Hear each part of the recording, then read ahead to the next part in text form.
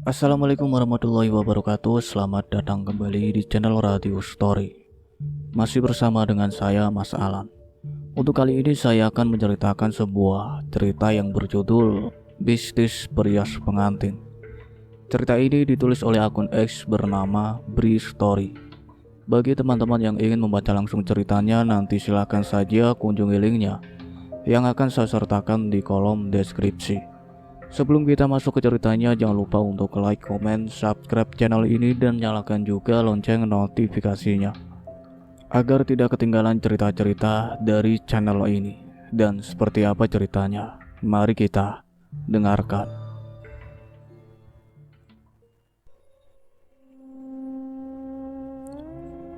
Berjuta profesi, berjuta cerita tersaji. Bermacam pekerjaan dilakukan setiap orang untuk sekedar menyambung hidup. Salah satunya adalah perias pengantin. Perias pengantin, satu profesi yang cukup banyak orang kenal. Profesi yang mungkin sudah ada sejak ratusan tahun lalu. Profesi yang banyak digeluti oleh kaum wanita. Berjuta kisah penggalan kehidupan bermunculan terkait dengan para pelaku dalam profesi ini. Salah satu yang paling menarik adalah banyaknya kisah mistis yang menyertai keberadaannya. Gak bisa disebutkan satu persatu karena memang cukup banyak rumor-rumor mistis tentang perias pengantin. Teman-teman pembaca sebagian besar pasti seenggaknya pernah mendengar rumor-rumor ini. Contohnya, kebanyakan perias pengantin wajahnya jutek atau malah seram. Ada pula perias yang harus membakar kemenyan terlebih dahulu di dalam kamar riasnya, dan lain sebagainya masih banyak. Nah, kali ini gue akan mengangkat satu kisah yang sangat menarik. Kenapa menarik?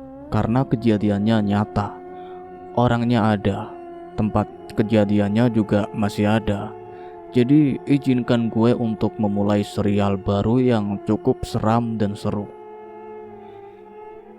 Pada 1990-an, tersebutlah seorang perempuan berumur 35 tahun.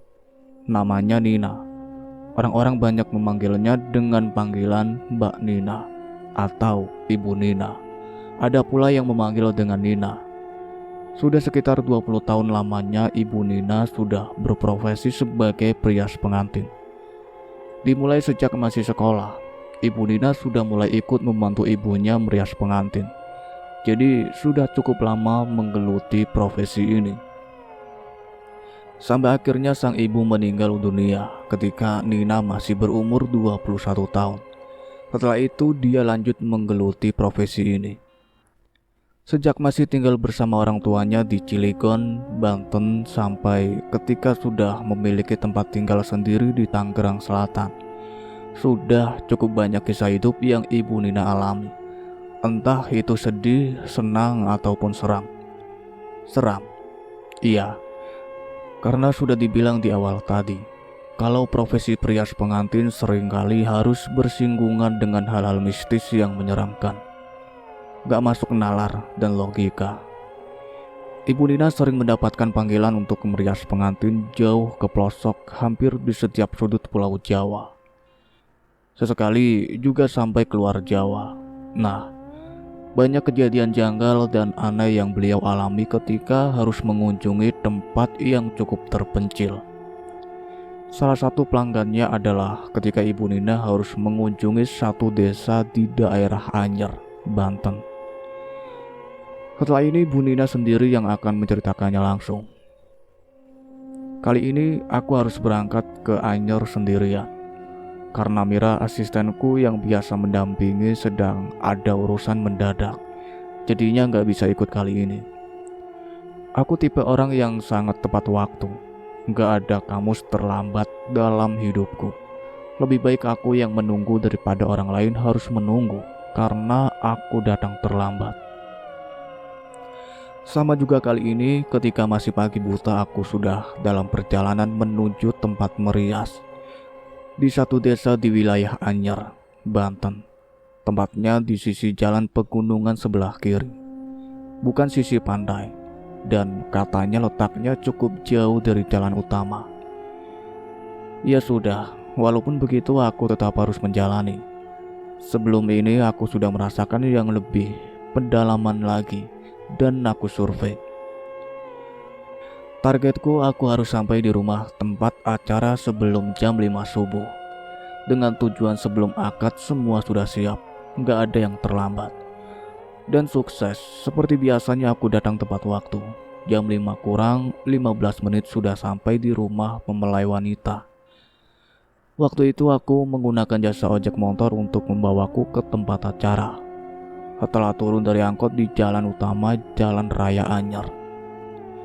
Rumah mempelai wanita ini terlihat sederhana, namun cukup besar, dengan desain standar rumah di pedesaan terpencil. Namun kelihatan sangat nyaman untuk ditinggali. Sudah ada beberapa orang yang terlihat warawiri di dalam dan di luar rumah. Tapi menurutku untuk rumah yang nantinya akan ada acara pernikahan, rumah ini cukup sepi. "Mbak Nina ya? Mari masuk, Mbak." Seorang perempuan menyapaku dengan ramah, mengajak masuk rumah dan langsung menuju kamar rias pengantin. Aku mengikuti arahnya. Sesampainya di dalam kamar, perempuan tadi lantas pamit. "Itu pengantinnya, silahkan Mbak," ucapnya sambil tersenyum. Di kamar sudah duduk seorang perempuan dengan rambut tergerai, duduk di depan cermin besar dengan penerangan seadanya. "Saya langsung mulai aja ya, Neng?" tanyaku kemudian. "Iya Mbak," jawab mempelai. Kemudian aku langsung mempersiapkan peralatan. Lalu singkat cerita aku sudah mulai proses merias. "Neng capek ya? Wajah kamu pucat banget." Aku bilang seperti itu karena memang benar wajah pengantin ini pucat. "Iya Mbak, capek banget. Kebetulan juga ini habis sakit, tapi sudah enakan sih," jawabnya. Ya, biasalah, memang sudah sering seperti itu. Kedua mempelai akan sedikit stres ketika makin mendekati hari H pernikahan. Sama juga dengan mempelai yang ini. Makanya aku maklum dan mengerti kalau mempelai perempuan ini kelihatan lelah dan pucat. Aku jadi harus make up ekstra lebih untuk menutupi kepucatannya. Ada yang aneh, dan aku baru menyadarinya belakangan. Sejak aku masuk ke kamar rias ini, gak ada satupun orang lain yang kelihatan masuk. Sama sekali gak ada. Dan aku sama sekali gak mendengar ada orang di luar kamar. Sepi dan hening seperti gak ada orang sama sekali. Tapi ya sudahlah, aku memilih untuk mengabaikan lalu fokus merias. Takut terlambat karena jam 9 acara sudah dimulai. Akad dan dilanjutkan dengan resepsi. "Nah, udah selesai. Cantik banget sekarang." "Terima kasih Mbak." "Iya, aku cantik sekarang." Mempelai ini tersenyum senang.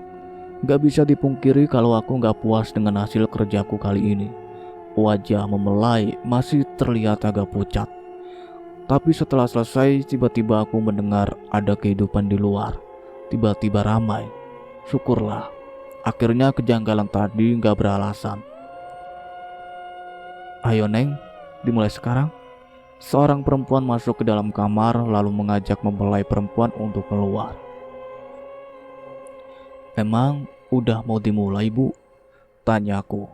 "Iya, aneh aja. Kan seharusnya akad mulai pukul 9. Ini kan masih pagi," pikirku begitu.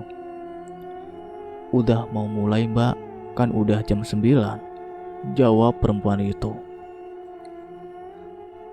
Jam 9? Serius? Aku sedikit gak percaya, karena waktu aku merias tadi kurang dari 2 jam.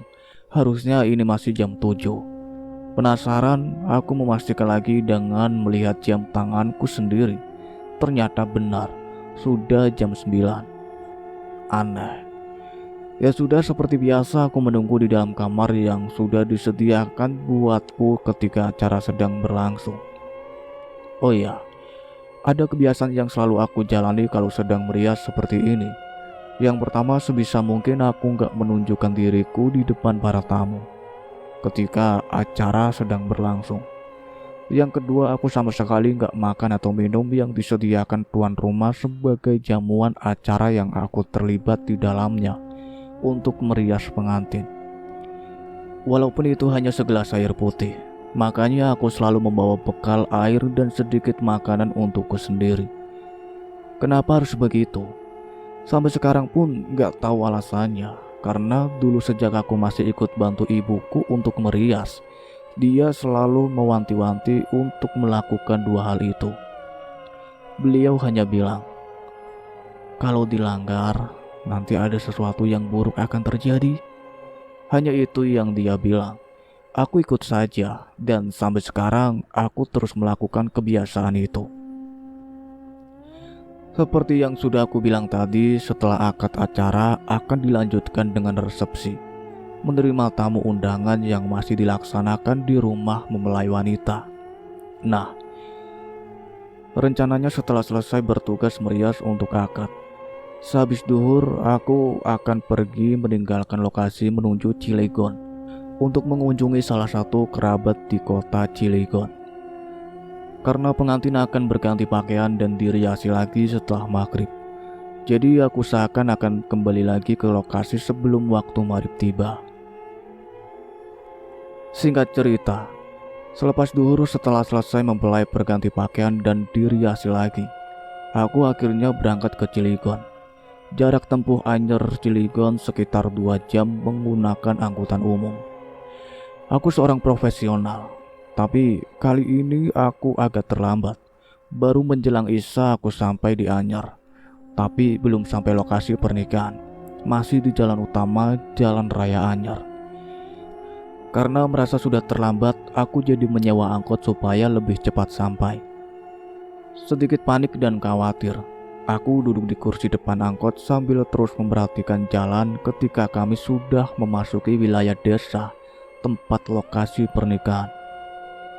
Makin panik, karena sampai jam 8 aku yang hanya berdua dengan supir angkot belum juga menemukan rumah pengantin. Bener di desa ini lokasinya, Mbak? Tanya Pak sopir mulai penasaran. Bener mas, saya yakin desa ini tempatnya. Tapi kok kenapa nggak ketemu juga ya? Aku menjawab sambil kebingungan. Jalan desa sudah sangat sepi, nggak ada orang sama sekali yang lalu lalang. Karena memang sangat di pedalaman. Aliran listrik pun belum masuk ke wilayah ini. Desa gelap gulita. Roda angkot terus menyusuri jalan tanah yang membelah wilayah sepi ini. Sudah jam setengah 10, kami belum juga menemukan lokasinya. Lelah, letih, nyaris putus asa. Kami memutuskan untuk berhenti sejenak di satu bangunan kosong. Gimana Mbak? Mau lanjut cari atau kita balik lagi ke kota? Pak supir juga sudah mulai putus asa. Boleh kita keliling sekali lagi mas? Saya masih penasaran. Saya yakin kalau rumahnya di desa ini.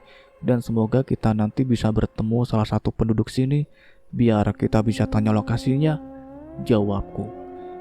Pak sopir setuju. Kemudian sekali lagi kami memutuskan untuk berkeliling desa sepi dan gelap ini untuk mencari lokasi. Belum ada yang berubah. Desa tetap sepi dan sama sekali gak ada kehidupan. Hanya deru mesin angkot saja yang terdengar. Udara dingin mulai turun dari pegunungan yang ada di dekat desa. Makin malam, makin dingin rasanya. Angkot berjalan pelan. Lagi-lagi terus menyusuri jalan tanah kering yang sepertinya sudah lama gak terguyur hujan. Menjelang jam 11 malam, akhirnya aku putus asa dan menyerah. Ya sudah mas, kita kembali aja ke kota. Sepertinya memang gak ketemu juga, ucapku. Pak sopir mengiyakan. Dia lalu memutar arah mobil untuk menuju jalan keluar desa. Tapi gak berapa lama kemudian kami melihat ada beberapa orang yang sedang berjalan kaki. Tentu saja aku senang melihat mereka. Kami jadi bisa menanyakan letak lokasi pernikahan. Pak, maaf mau tanya. Rumah Pak Kahir yang sedang ada acara pernikahan di mana ya Pak? Tanyaku ketika kami sudah berada dekat dengan orang-orang itu. Rumah Pak Tohir yang ada pernikahan tapi nggak jadi. Itu mbak, setelah belokan di depan, rumahnya nggak jauh dari situ, di sebelah kiri. Salah satu dari mereka menjawab seperti itu. Leganya, akhirnya kami bisa menemukan lokasi. Tapi sebentar, kenapa orang itu bilang ada pernikahan tapi nggak jadi? Aneh. Kemudian kami mengikuti arahan petunjuk mereka, dan benar, kami akhirnya menemukan rumah itu. Padahal kita dari tadi sudah lewat lokasi ini ya mbak. Tapi kenapa rumah ini nggak kelihatan? Baru sekarang kelihatan. Tanya Pak sopir kebingungan. Aku pun berpikir sama. Kenapa dari tadi kami nggak melihat ada rumah ini? Aneh. Benar, aku masih sangat hafal memang ini rumahnya. Karena baru tadi pagi aku datang untuk merias di sini. Tapi ada yang janggal. Memang benar rumah ini terlihat ada banyak orang. Banyak orang datang yang sepertinya merupakan para tamu. Lalu apa yang janggal? Ketika kami turun dari angkot dan masuk ke halaman, aku melihat kalau di rumah ini sama sekali nggak terlihat sedang ada acara pernikahan. Karena sebagian besar tamunya mengenakan pakaian gelap, layaknya orang yang datang melayat acara berkabung dan bukan datang ke acara pernikahan. Ada apa sebenarnya? Bu, maaf, keluarga pengantinnya kemana ya? Aku bertanya ke salah satu perempuan yang aku temui di teras. Itu, dia menunjuk ke salah satu perempuan lainnya yang sedang terseduh menangis. Kemudian aku menghampiri perempuan itu, yang ternyata aku mengenalinya. Dia adalah perempuan yang mengantarkanku masuk ke kamar pengantin tadi pagi. Mbak Nina ya? Kok baru datang? Maaf ya mbak, kami lupa memberitahu kalau pernikahannya batal, gak jadi. Ucap ibu itu sambil menahan tangis. Batal kenapa bu? Bukannya tadi acaranya sudah mulai? Saya kan yang merias pengantinnya tadi pagi sampai siang. Jawabku keheranan. Gak ada pernikahan mbak. Mbak Rati mempelai perempuan meninggal karena sakit mendadak jam 1 tengah malam kemarin. Mempelai wanita sudah meninggal malam sebelum ini. Lalu siapa yang aku rias di rumah ini tadi pagi? Itulah sepenggal cerita kejadian seram yang Ibu Nina alami ketika sedang merias pengantin. Mempelai wanita yang Ibu Nina rias ternyata sudah meninggal beberapa saat sebelum Ibu Nina datang. Itulah akhir dari cerita yang berjudul Mistis Prias Pengantin yang ditulis oleh Bri Story. Terima kasih banyak untuk kalian semua yang sudah setia mengikuti cerita ini sampai selesai. Nantikan cerita-cerita terbaru lainnya dari kami. Sebelum Mas Alan pamit, jangan lupa untuk like, komen, dan subscribe channel ini. Satu lagi bunyikan loncengnya. See you in the next video. Wassalamualaikum warahmatullahi wabarakatuh.